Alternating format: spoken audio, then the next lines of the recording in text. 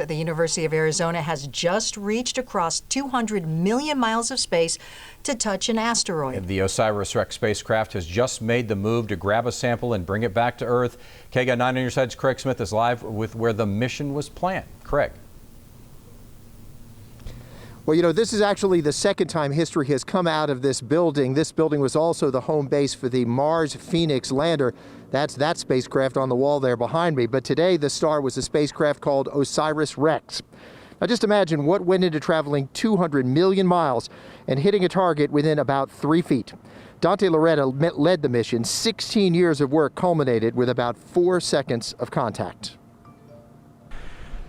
A little overwhelmed right now, Michelle, I have to say. It's been pretty intense several minutes here. I can tell you that everything went just exactly perfect, which is kind of the hallmark of this team. We have consistently beaten expectations over and over again. We have overcome the amazing challenges that this asteroid has thrown at us, and the spacecraft appears to have operated flawlessly. Now, what we actually saw today were simulated visuals. The spacecraft needed every bit of its data transmission abilities to just send back control information. So we expect to see actual pictures of the touch tomorrow, maybe about 2 o'clock or so. Now, Saturday, we should know how large of a sample they collected. There's a little bit of a challenge to that because Bennu does not have very much gravity. They couldn't weigh it a normal way. So what they worked out was a system where they put the spacecraft into a gentle spin. That effectively gives them a form of artificial gravity that lets them weigh that sample to see just how much they had.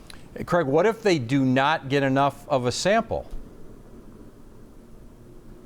Well, you know, they'll be a success if they get what we would regard as a rather small sample. 60 grams is the goal. But even if they don't get that, they have a hedge.